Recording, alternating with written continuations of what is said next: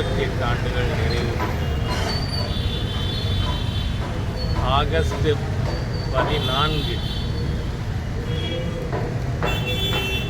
நாம் இந்த நாட்டில் இருக்கின்ற ஒவ்வொரு குடிமகனும் மறக்கக்கூடாத நாள்.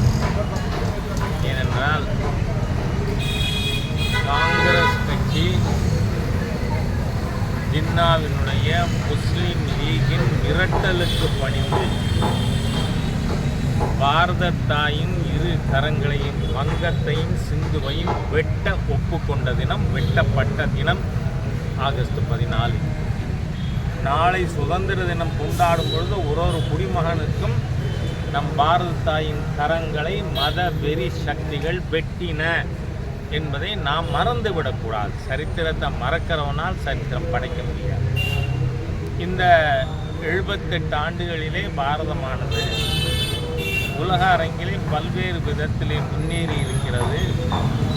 அதிலும் மாண்புமிகு பிரதமர் திரு நரேந்திர மோடி அவர்கள் ஆட்சி பொறுப்பிற்கு வந்ததிலிருந்து கடந்த 11 ஆண்டுகளிலே ஃப்ராஜைல் 5, அதாவது நொறுங்குகின்ற 5 பொருளாதாரத்தில் ஒன்றாக இருந்த பாரத தேசம் இன்னைக்கு இந்த உலகத்திலேயே வலிமை மிக்க பொருளாதாரமாக 4வது பெரிய பொருளாதாரமாக 4.17 ட்ரில்லியன் எக்கானமியாக மாறி இருக்கு. நமக்கு முன்னாடி ஜெர்மனி இருக்குது. Germany 4.69 trillion economy. ஆகவே விரைவிலேயே மாதங்களிலே நாம் உலக பொருளாதாரத்தில் 3வது நிலைக்கு வந்துவிடுவோம். இந்த சுதந்திர தினத்திலே நாம் அறிந்து கொள்ள வேண்டிய விஷயம், மத வெறி சக்திகளுக்கு ஒரு நாளும் இடம் கொடுத்து விடக்கூடாது. ஏனென்றால் அப்படி கொடுத்த காரணத்தினால்தான் 14ஆம் தேதி இன்றைக்கு நம்முடைய மேதக ஆளுநர் அவர்களும் பிரதமர் அவர்களும் கூட இது பற்றி குறிப்பிட்டு இருக்கிறார்கள். பல லட்சக்கணக்கான இந்து பெண்கள், சீக்கிய பெண்கள் கற்பழிக்கப்பட்டார்கள். இன்னும் இந்த நாடு ஏதோ பாகிஸ்தானை பிரித்து கொடுத்தோம் அமைதியாக இருந்தது இல்லை.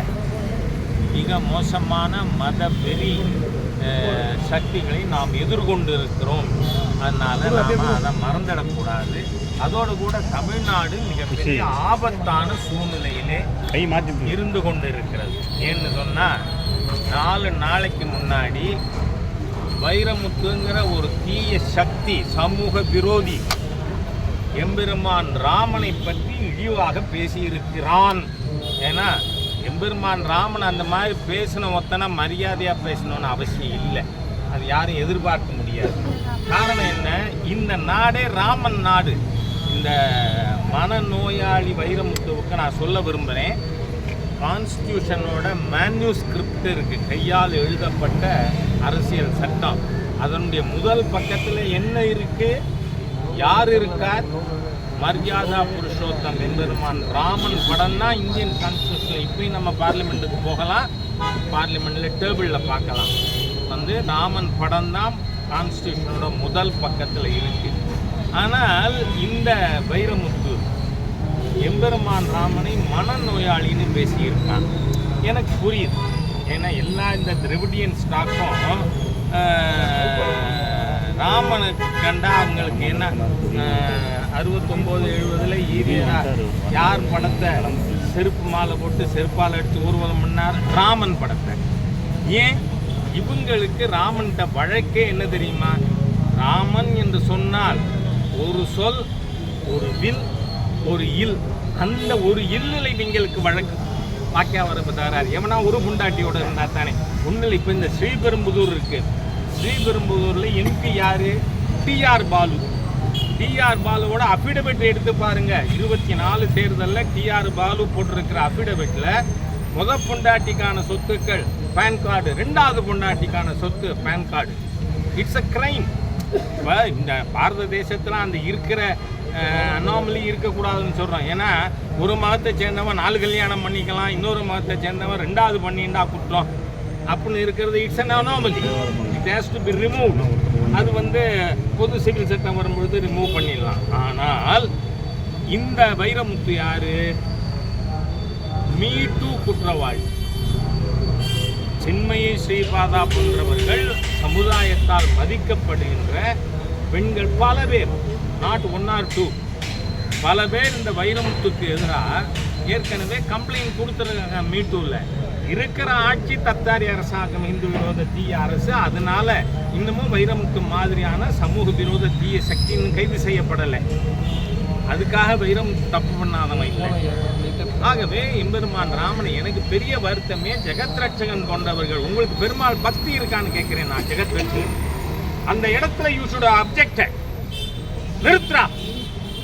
எம்பெருமான் ராமனை பேசக்கூடாது. இல்லைன்னா இவர் என்ன வைஷ்ணவர், இவர் என்ன பெருமாள் பக்தி இருக்கிறவர்? ஆகவே இந்த வைரமுத்துங்கிற தீய சக்தி ஹிந்து விரோதி, சமூக விரோதி. பெண்களை கண்டால் இந்த ஆளுக்கு மனநோய். அப்ப மனநோயாளி யாரு? வைரமுத்து மனநோயாளி. பெண்களை கண்டா அவங்களை கற்பழிக்கணும். சுவாமி விவேகானந்தர் சொல்றாரு, சகோதரியை தவிர, அம்மாவை தவிர இருக்கிற எல்லாரையும் தாயாக நினைக்கின்ற கலாச்சாரம் எங்களோட. ஆனா நீ காம முத்துவா இருக்கே, உன் மீது இவ்வளவு குற்றச்சாட்டு இருக்கே, அந்த தீய சக்தி காம வெறி கொண்ட வைரமுத்துவை ஏன் இன்னும் கைது பண்ணல இந்த ஹிந்து விரோத தீய ஸ்டாலின் அரசாங்கம்? It is to be removed. 26 மே மாதம் இறுதியில் இந்த தீய சக்தி வைரமுத்து கைது செய்யப்படுவான். ஏன்னா ஆண்டாள் நாச்சியாரை பேசினான். நீங்கள் பாருங்கள், எத்தனை கோடிக்கணக்கான மக்களை துன்புறுத்துறமா மனசால. இந்த வைரமுத்துங்கிறதுக்கு ஒரு எக்ஸாம்பிள் சொல்கிறேன் நான். ஆண்டாள் நாச்சியாரை வைரமுத்து பேசின 4 நாளில் எனக்கு சென்னையிலேருந்து பார்த்த சாரதின்னு ஒரு நண்பர், அவர் ஃபோன் பண்ணி, சார் இங்கே மதுரை வரைக்கும் போய் டாக்டர் விஜயலட்சுமி நவநீத கிருஷ்ணன் அவங்கள நீங்கள் போய் பார்க்கலாமா? ஏன்னா அந்தம்மா 4 நாளாக சாப்பிடல், அன்ன ஆகாரம் இல்லாமல் என் தாயால் ஆண்டாள் நாச்சியாரை இப்படி ஒருத்தன் பேசிட்டானே அப்படின்னு உணவருந்தாமல் இருக்காங்க. அவங்க ஆனால் பேசும்பொழுது இடையில புலம்பும் பொழுது சொல்கிறார், எங்கள் ராஜா மாத்திரம் தானே பேசினார் இந்த தீய சக்தி வைரமுத்தை அப்படின்னு சொல்லிகிட்டே இருக்காங்க. அதனால் ஒரு கால் நீங்கள் போய் கேட்டிங்கன்னா அவங்க உணவு எடுத்துக்கலாம், இந்த கிவ் அப் ஃபாஸ்ட் அப்படின்னு சொன்னார். சரின்னு நான் போயிருந்தேன். அப்போது டாக்டர் விஜயலட்சுமி நவநீத கிருஷ்ணன் அவர்கள் சொன்னார், நான் பிஹெச்டி பண்ணினதே ஆண்டாள் நாச்சியாரின் சரித்திரத்தில். அவர் வாழ்க்கையை பற்றி தான் பிஹெச்டி வாங்கியிருக்கேன். ஆண்டாள் நாச்சியார் திருவரங்கம் போனதே இல்லை. I have done research on Andal. ஆனால் திருவரங்கத்தில், ஸ்ரீரங்கத்தில் தாசியா இருந்தார் ஆண்டாள். எவ்வளவு கேடு கட்டமாக இந்த வைரமுத்துங்கிற ஒரு தீய சக்தி ஹிந்து விரோதி. அது யோசிச்சு பார்க்கணும். நம்ம இப்போ மதம் மாறலாம் ஒருத்தர், that's once own preference and choice. Udhayanidhi மாறினார். ஏன்னா நான் சொல்லலை, இது என்னோட இது எதுவுமே இல்லை கருத்து. உதயநிதியே சொல்கிறார், நான் கிறிஸ்தவன், நான் காதலித்து மணந்து என் மனைவி கிறிஸ்தவர், I am a proud Christian. Let you be a proud Christian, why can't you allow us to be proud Hindu? ஆனால் அந்த உதயநிதி என்ன சொன்னார்? சனாதன இந்து தர்மத்தை டெங்கு மலேரியா கொசு மாதிரி கொல்லணும்னு. அதாவது ஒருத்தர் மதம் மாறின உடனே ஆங்கிலத்தில் ஒரு பழமொழி உண்டு, நியூ கன்வெர்ட்ஸ் ஆர் ஆல்வேஸ் ஃபெனட்டிக்கல். புதிதாக மதம் மாறுறவ மத வெறியோடு இருக்கான்னு. அந்த மாதிரி தான் வைரமுத்துக்கு ரிலேட்டிவே என்கிட்ட சொல்கிறாங்க, அண்ணன் நல்லா தான் இருந்தார், மதம் மாறினதுக்கப்புறம் இப்படி மாறிட்டாரு. அதனால் நான் சொல்கிறேன், எப்படி உங்களுக்கு உங்கள் கடவுள், நான் கேட்குறேன், உங்கள் கிறிஸ்தவ நம்பிக்கையை காயப்படுத்த இந்த வைரமுத்துக்கு முதுகெலும் உண்டா? இஸ்லாமிய இதை நம்பிக்கைகளை காயப்படுத்துவியா? ஹிந்து நம்பிக்கை எப்படிடா பண்ணுவேன்னு கேட்குறேன் நான். எப்படிடா பண்ணுவேன்? எவ்வளோ பெரிய அயோக்கியம். அதனால இந்த அரசாங்கத்தை சொல்கிறேன்னா, if you don't arrest this anti Hindu anti social element Vairamuthu, இதுதான் சப்ஜெக்ட். அடுத்த தேர்தலில் இந்த ஹிந்து விரோத ஸ்டாலின் அரசாங்கத்தை தூக்கி எறியணும். நீங்கள் போலீஸை வச்சு இன்னைக்கு என்ன நடக்கிறது? சென்னையில் 1000 பேர் துப்புரவு பணியாளர் சகோதர சகோதரிகளை கைது பண்ண வெக்கமா இல்லை ஸ்டாலின்? ஸ்டாலினுக்கு வெக்கம் இல்லையா?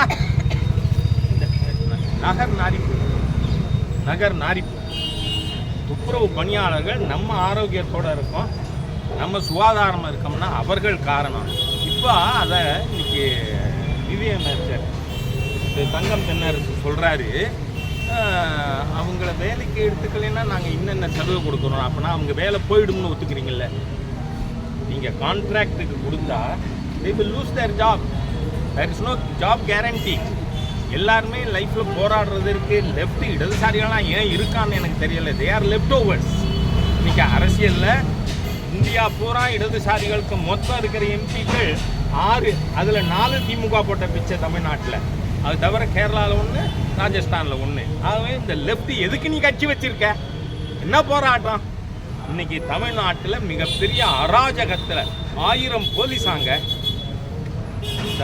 சென்னையில் இருக்கிற துப்புரவு பணியாளர்களை அப்புறப்படுத்துறதுக்கு நேற்று ராத்திரி.